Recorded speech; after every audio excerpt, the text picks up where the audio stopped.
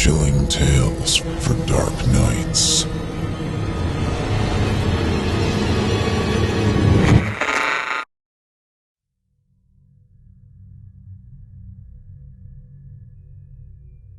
The Pill Mills. Written by Scott Wilson. Performed here by Jason Hill. Chapter 5. One would think that anyone in their right mind would have had enough at this point, but there were two issues in my life. Number one, I needed a fuck ton of drugs. 8 milligrams of Xanax a day, which came out to 3 pills that would be $5 a piece on the street. 90 milligrams of Roxy at $1 per milligram. And that was just to maintain, not to get high. After what I had seen, I absolutely needed to get high. I had no other way of handling stress, and that was a lot of stress. I couldn't stop thinking about how I had seen 3 of them at the beach, not just one. So I ended up crashing with Debbie for a while. It was a pretty nice pad anyways. She was in no mood for work either, so George ended up sending in goons to cover for both of us. George seemed strangely happy after the incident, even more relaxed than when I had met him. He didn't exactly open up about what he knew, but I told him what I thought it was, and I noticed a look of recognition on his face when I said it was a Stegini. He smirked and said that he was glad there was a way to get rid of them, but he had only heard fleeting rumors about their existence. I didn't feel safe asking him about any other weird things. I was getting the impression he was never going to tell me anything he didn't think I already knew to begin with. I had the impression that he was lying, but he casually dropped that he didn't mind me staying over as long as I needed, seeing as he always had protection. Right. Now, 2 reasons this asshole owned me. I spent a week recovering by narking out on a colossal supply of pretty much every abusable substance known to man, from shrooms to propofol. 3 days into the process, Dave dropped off a handgun for me. Someone had gone through all the loopholes for me, he said, and sure enough, the papers that came with it had my picture and said my name. I daydreamed about taking the small, gray 9mm gun to a range before remembering that I didn't actually know anything about guns and putting the thing in one of my bags. I hoped I would never need it. Then I lurched towards a computer to see if I could find any more information on Native American legends that might be more than legends. Before going back to work in the first time in about 8 days, I thought about stopping at my small 1-bedroom hut. It didn't sound like a great idea, and I doubted something like whatever Cynthia was would just leave me alone. I eventually called my landlord and told him I didn't feel safe in my apartment anymore, and that I was giving my notice. I hadn't bothered looking for a new place yet. But I never wanted to see that one or Debbie's place again. I booked a room in the brightly lit, expensive part of Palm Beach before going there one last time to pick up my drugs and anything else I might need. I looked forward to shopping at Marshall's for new clothes. I took an extra buttload of drugs my first day back to brace myself. No one seemed to give a shit, and Dave had kept an additional guy in the office, Steve, to hold down the fort while Debbie took some time to think about shit and recover. The next day at work was a typical day, pumping tons of narcotics into the ignorant arms of people with southern accents everywhere. It was jarring to be around the smell and to see the stained light pour through the heavily tinted windows instead of enjoying the fresh air and bright blue sky that I had relished the day before. About halfway through the day, at around 10 or 11, a beautiful old lady with long, flowing white hair and a blue Fleetwood Mac t-shirt came in with a group I was familiar with. She had piercing blue eyes you could practically see from across the street. She was new and filled out her patient packet while listening to music on an old cassette player. When she was finished, she bounded up to her group's ringleader, the junkie who fronted the money, and took a serious amount of their pills, and he sighed before handing her what looked like a baggie filled with pills. She took them and barely hid them behind her cassette player before heading straight to the bathroom, presumably to cook and inject before her doctor's appointment.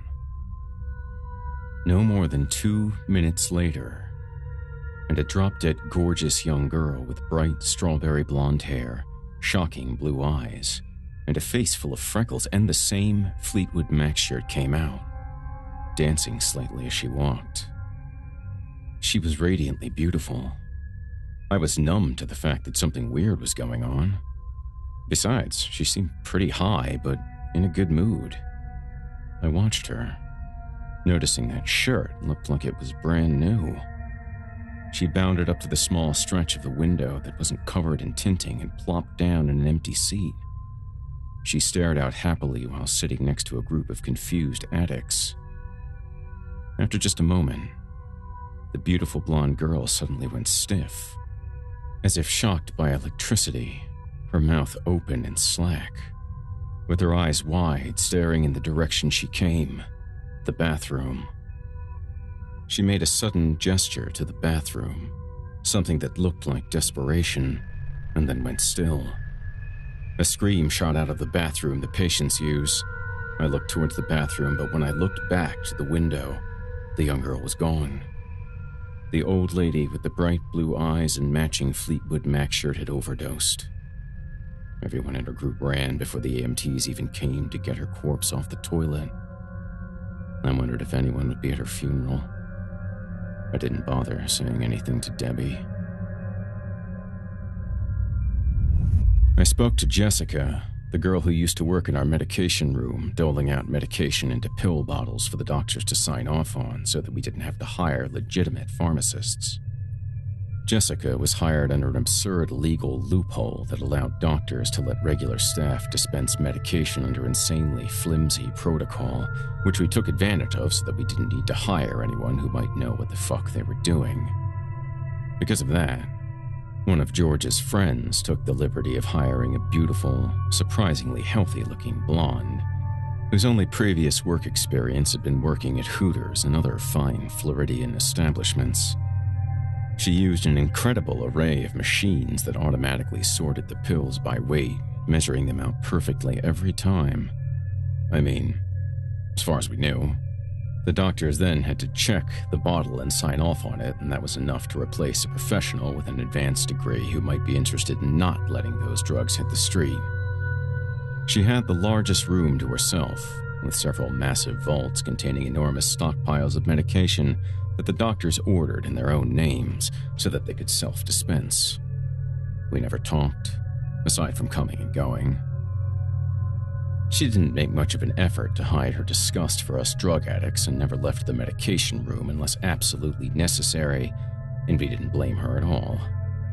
I remember her saying that when she went to high school in Hobe Sound that she had heard of a girl who was attacked by something from the air.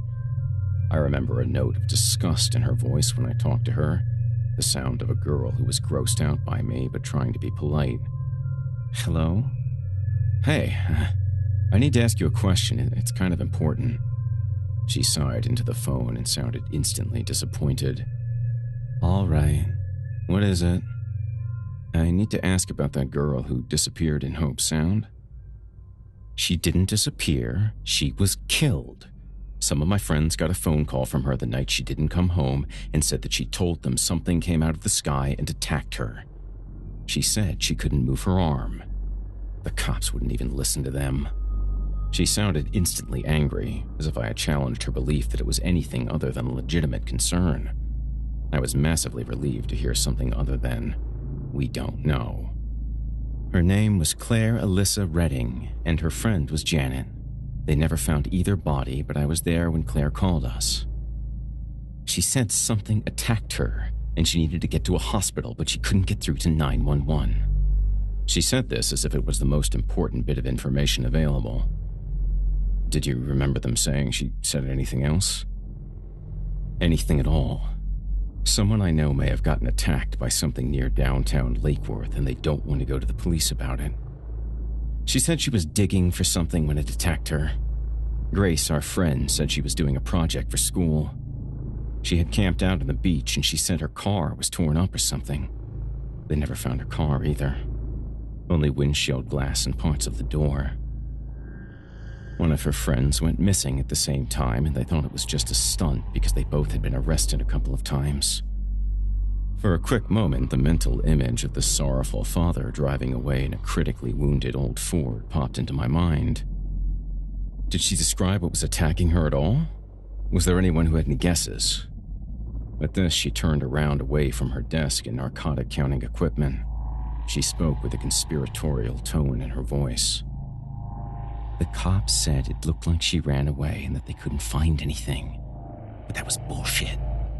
My friends and I went back to the place she was digging when she called us. She was doing an assignment for class on Pottery Shard in Hope Sound.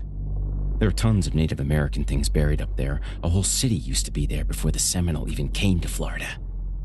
We found blood, some ripped pieces of her clothes, and some of her stuff in a tree. The cops said that they searched the crime scene and found nothing and wouldn't even talk to us after that. She had friends, though, and they thought something jumped on her car roof and attacked her. That might be why she thought something came out of the sky. A lot of shattered glass was in the parking lot and a piece from the car door.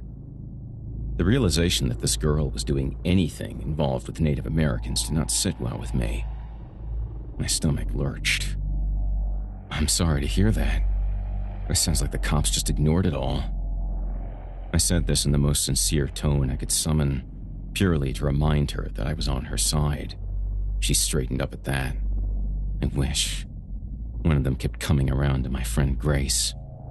He was one of the guys who was there when we called them the first time, who told us that she had probably gone missing. He kept bothering her and trying to get her to go clubbing with him. She was like 16 and he knew that, but he kept calling Grace. When it got too much and Grace called the police to file a report about it, they said they had never heard of the guy, and that only 2 cops went to talk to us, which is bullshit. Creepy dudes weren't exactly rare in South Florida, and this kind of thing was hardly unheard of. She seemed shocked by it, and I had heard 1,000 stories of cops trying to get laid with more attractive perps, and they really stuck together. You could count them to cover for each other before they even knew what they were covering for. Listen, I need to ask you something else. What kind of person was she? Was she like us? Did she party at all? Maybe there's a small chance someone me or Debbie knows might have known her back in the day. Asking her whether or not her dead friend was a junkie wasn't easy. Yeah, maybe. Why? It might be helpful to know if she was clean or not. This thing may have attacked my friend because of it. She probably wasn't. She did hang out with Grace, who used to do stuff whenever she got the chance. They'd gone down to Miami together a bunch of times. The week before she got dead, they all went down to party at South Beach with fake IDs, but had to leave early. Her friends, Grace and Chris, are still trying to look into it. Do you want their numbers? If you know something similar, they might want to hear it. I wondered if she had guessed that maybe something not entirely natural had taken her friend, because she had a strange look on her face but seemed excited about connecting me to her friends. I said yes, and wondered if perhaps we were just sharing a hallucination before remembering the bloodstains in front of George's place. I wondered if the police had the same nervous look to them, like they wanted nothing to do with the case. After the latest bird-watching incident, I was suddenly more aware of every death, every creepy story a patient muttered. One patient got pissed and started screaming when he realized the cocaine his piss test was showing as positive for him would delay him getting his medication until he watched a stupid tape on the dangers of mixing drugs. About 20 minutes. Patience was never their strong suit. It was what looked like a college kid, except a hell of a lot grimier, with greasy brown hair that was matted to his head and a trucker hat he took off but kept in his hands. Aside from the wear and tear from heavy narcotics use, I didn't think he looked old enough to drink. He was wearing oil and paint-stained blue jeans and a black and neon shirt that was torn under the arms, and his habit made him look worn down. He looked malnourished, with hollow cheeks and bones pointing at the back of his skin. Like most patients, he looked like he never had any luck to run out to begin with. Keeping Aaron from turning him into a fine red paste wouldn't be easy, and the patient just did not seem to realize that it was time to get polite, not curse the giant multicolored muscle guy out. I was feeling generous, so I told him I would handle it and push the kid through to his appointment. I remembered how bitchy I got when I was out. People act weird when they need drugs. At about noon, the 18-year-old kid had finished his appointment and was overdosing big time in the middle of the parking lot. His friends brought him in and a doctor rushed out to meet him with naloxone. Every junkie in the waiting room clapped when they realized he was going to be all right. 4 hours later, I got a phone call from a sheriff. He overdosed again, this time for good. His friends were actually much more responsible than normal and tried to go to an ER, even stayed there after they realized he was dead. After his system was clean from the naloxone, the cravings kicked into high gear again. He must have been as sober as a judge after the stuff, because he apparently went through a huge part of his pills and OD'd. This happens more frequently than anyone would like to admit. At the time, I was mainly concerned with whether or not the police would be in the clinic again, but they decided not to. I Googled the name. According to his friend's Facebook posts, he had just gotten back from the army and got hooked from a genuine back injury while on duty and couldn't live with the pain. Or get better with anything the VA was willing to do. I pulled the file, but didn't feel the need to let Debbie know. After work that day, I decided I didn't want to be around anyone. I called the small hotel I was booked at, the Hotel Flagler off of Vernia Street, to double-check my booking, and leaving George's place was a nerve-wracking relief. He had at least 5 goons there, all in brightly colored shirts with elaborate tribal or floral designs.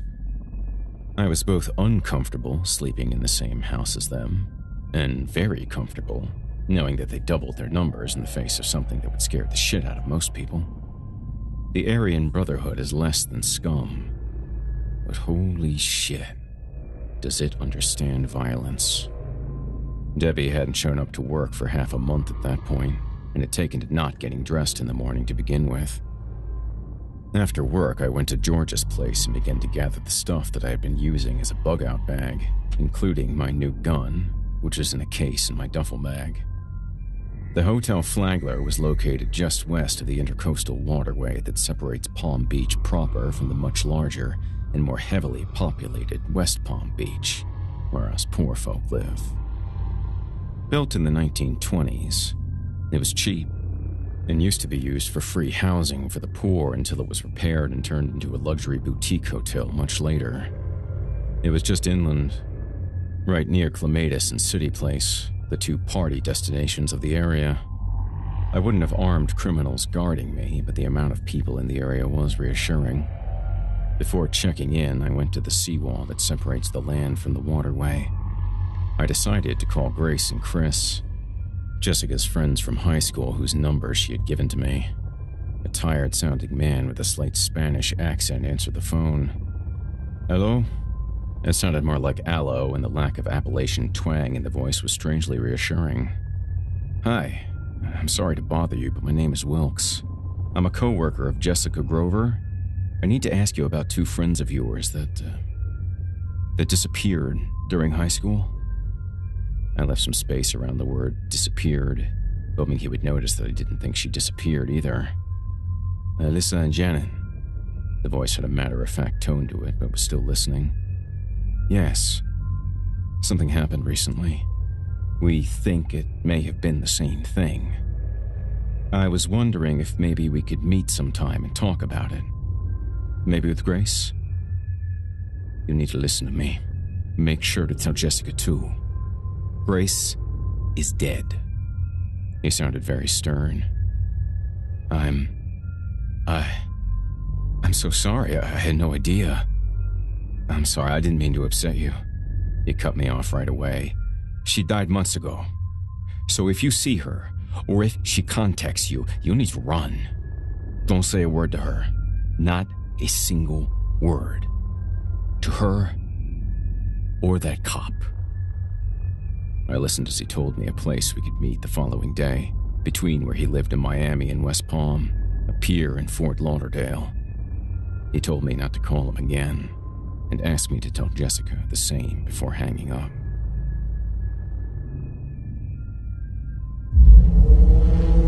Chilling tales for dark nights.